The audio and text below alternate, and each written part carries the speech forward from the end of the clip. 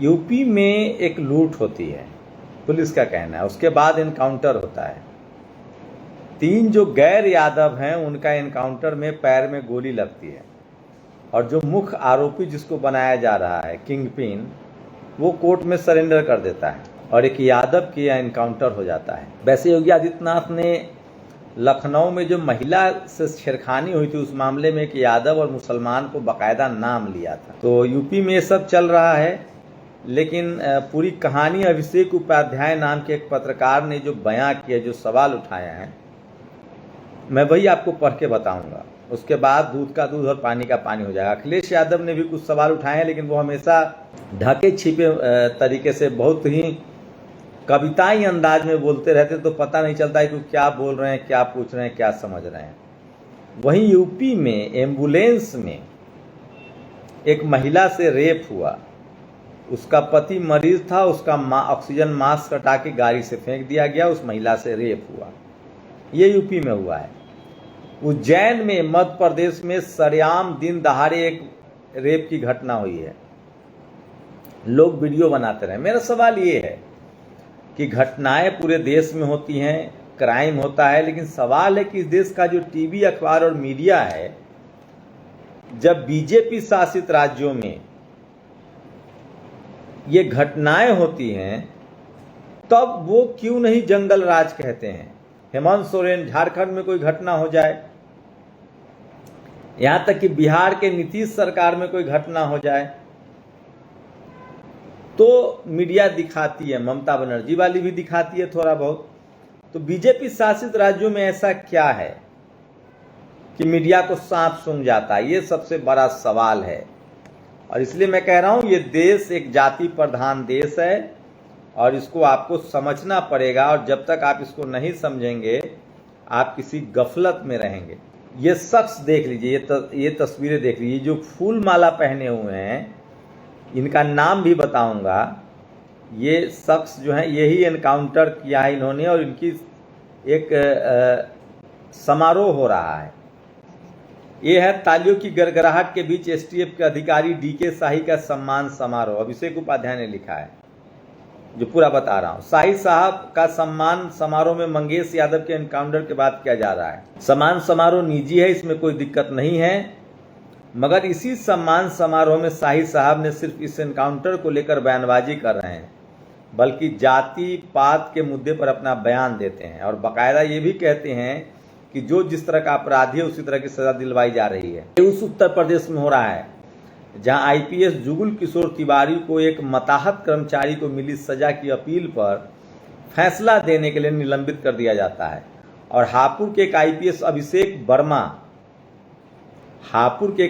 अभिषेक वर्मा को एक मरीज की शिकायत पर एक मेडिकल कॉलेज में की गई पुलिसिया कार्रवाई के मामले में रातों रात सस्पेंड कर दिया जाता है।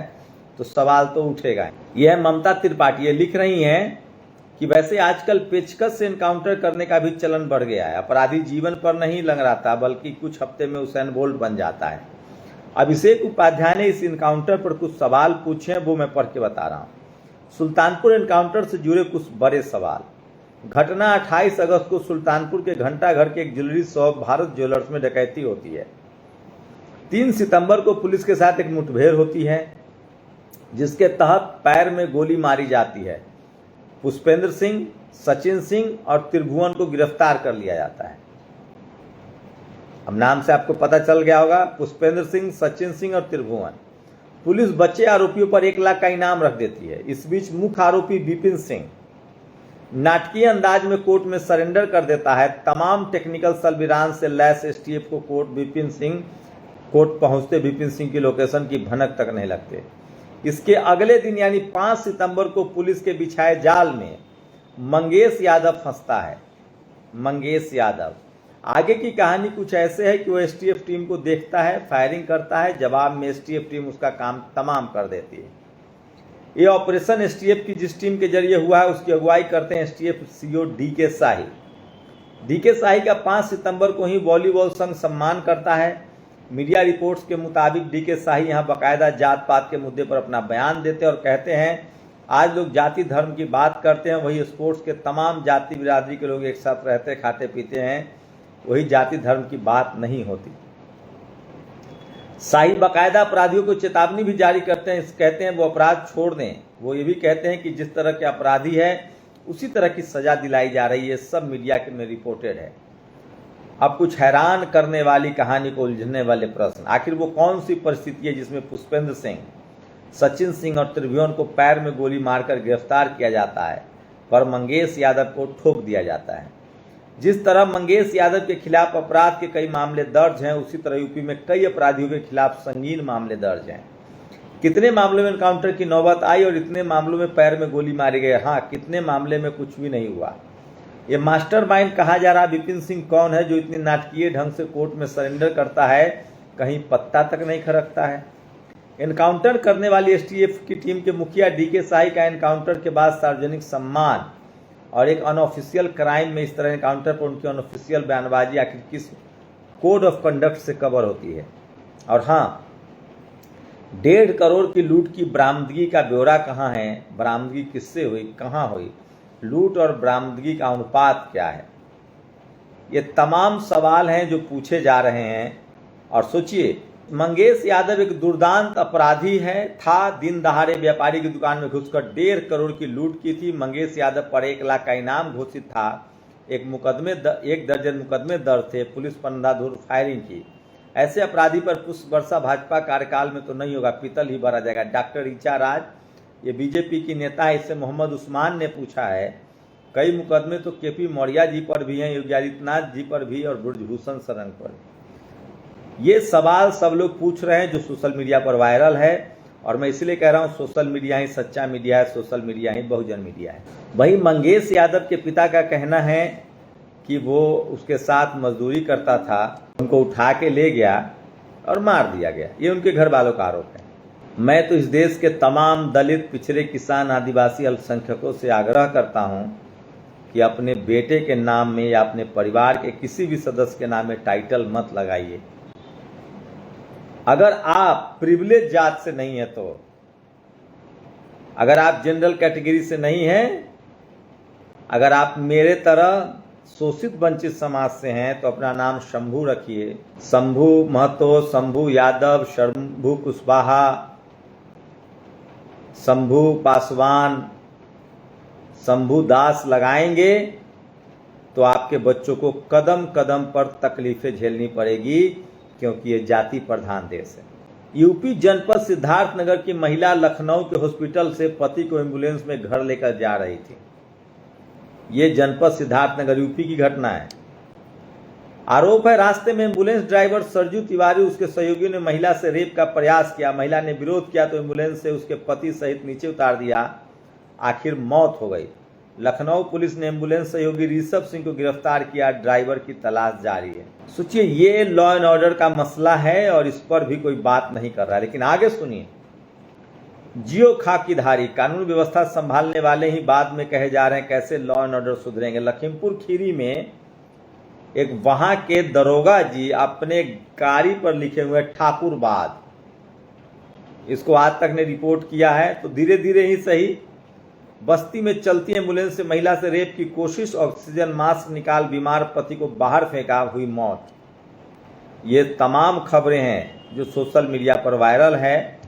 दलित युवक पर हमला करने, मंदिर में प्रवेश करने से रोकने के मामले में शिवसेना नेता और अन्य पर केस दर्ज है। तो ये सोशल मीडिया पर वायरल खबरें हैं। और उसके बाद अब आपको ले चलते हैं उज्जैन। दिन की खुली रोशनी में उज्जैन में एक सड़क किनारे एक आदमी महिला का रेप करता रहा और लोग वीडियो बनाते रहे। वीडियो वायरल हुआ, रेपिस्ट गिरफ्तार हुआ। किसी पॉर्न साइट पर पड़ा रहेगा, जो वहां मौजूद नहीं थे उनके काम आएगा। किसी एक ने भी रोकने और वहीं पीट देने या पुलिस को बुलाने का काम नहीं किया। धिक्कार है। तो ये सबसे बड़ी और दर्दनाक खबर है। सोचिए, यूपी में कासगंज में वकील की हत्या हो गई, जिसके बाद वकील जो है वहां धरना प्रदर्शन पर बैठे हुए हैं। और मृतक मंगेश यादव की मां का कहना है कि मंगेश को एसटीएफ ने सोमवार 2 तारीख को रात में घर से अपने साथ ले गए थे। मतलब 2 तारीख को घर से उठाया, 5 तारीख को बंदूक सटाकर गोली मारकर हत्या कर दी और एनकाउंटर दिखा दिया। तो ये अब मंडल आर्मी ने लिखा है, जो सोशल मीडिया पर वायरल है। और इसलिए मैं कह रहा हूँ, सोशल मीडिया ही सच्चा मीडिया है, सोशल मीडिया ही बहुजन मीडिया है। लेकिन मेरा सवाल है कि इस तरह की घटनाएं होने के बावजूद टीवी अखबार जंगल राज क्यों नहीं बोलता है, खबरें क्यों नहीं चलती है। इस देश में आप हीरा चोरी करके विदेश जा सकते हैं, इस देश में लाखों करोड़ों अरबों रुपए लूट कर आप मजे कर सकते हैं। माधवी बूच का नाम सुना है, उस पर एक और आज बात कहूँगा। माधवी बूच अपने घर से किराया ले रही थी उस कंपनी से, पहले 7 लाख, फिर 12 लाख, फिर 36 लाख, फिर 42 लाख सालाना, जिसकी वो जांच कर रही थी। माधवी बूच पर कई सारे खुलासे हुए, माल्या कई सारे खुलासे हुए हैं। और मेरे जैसे मामूली पत्रकार को, क्योंकि इस देश के जातिवादियों को मेरा खबर बताना सूट नहीं करता है, तो नेशनल दस्तक को बंद कर दिया जाए, मुझे बदनाम किया जाए और मुझे परेशान और टॉर्चर किया जाए। रोज इनकम टैक्स की नोटिस आता है। तो इस देश में अगर दलित, पिछड़े, आदिवासी, किसान, अल्पसंख्यक एकजुट नहीं होंगे तो आपके साथ यही होगा। एनसीआरबी के आंकड़े उठाइए, सबसे ज्यादा मर्डर, सबसे ज्यादा क्राइम किनके साथ हो रहा है, रेप किनके साथ हो रहा है, कौन लोग हैं जो इलाज के बगैर मर रहे हैं, किन लोगों को मर जाने के बाद एम्बुलेंस नहीं मिल रहा है। इसीलिए जाति जनगणना जरूरी है, ताकि दूध का दूध और पानी का पानी हो कि कौन इस देश में बड़ा बड़ा भ्रष्टाचार कर रहा है, बैंक लूट रहा है, और कौन खीरा चोरी के झूठे आरोपों में जेल जा रहा है, गोली खा रहा है। ये सबसे बड़ा सवाल है। और मैं फिर कह रहा हूं, तमाम शोषित वंचित समाज के लोग, SC, ST, OBC, किसान, अल्पसंख्यक, इस तरह की गैर बराबरी के खिलाफ नहीं बोलेंगे तो हाल आपका भी यही होगा। नंबर मेरा पहले आ सकता है, आपका बाद में आएगा। लेकिन हम सब लोगों ने अगर मिलजुल कर इस गैर बराबरी के खिलाफ आवाज उठाई तो हो सकता है कि हमें कभी न्याय मिले। आप लोग की क्या प्रतिक्रिया, अपनी प्रतिक्रिया जरूर दीजिए। शुक्रिया। नेशनल दस्तक की आपसे गुजारिश है कि अगर इसको बचाना चाहते हैं तो नेशनल दस्तक को सब्सक्राइब करने के लिए रेड कलर के सब्सक्राइब बटन को दबाएं, फिर बेल आइकन की घंटी दबाएं। नेशनल दस्तक को बचाने के लिए बहुत जरूरी है कि हर खबर को शेयर करें, लाइक करें, कमेंट जरूर करें।